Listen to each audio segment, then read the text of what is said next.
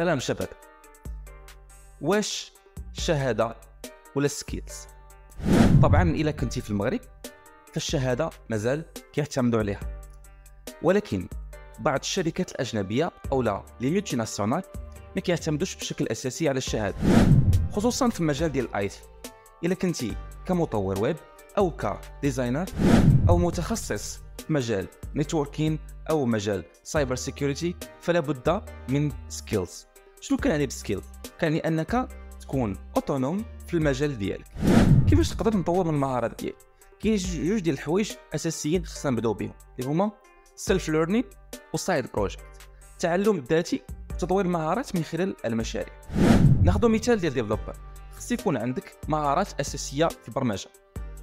البرمجه كتكون من شقين، الشق ديال الاناليز والشق ديال الكودين.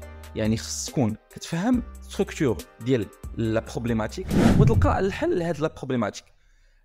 كيفاش كنلقاو الحل لا بروبليماتيك؟ كنلقاو ليها الحل اترافير الالغوريثم.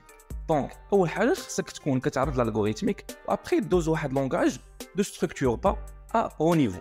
خلاصه انه في المغرب مازال كنعتمدوا على الشواهد، ولكن الشركات الاجنبيه او لي ملتي ناسيونال ما كيعتمدوش على الشهادات بزاف، لذلك خصك تطور من سكيلز ديالك اولا ثم تشوف الشهاده من بعد، او تطور غير السكيلز ديالك لانه كافي تلقى الجوب.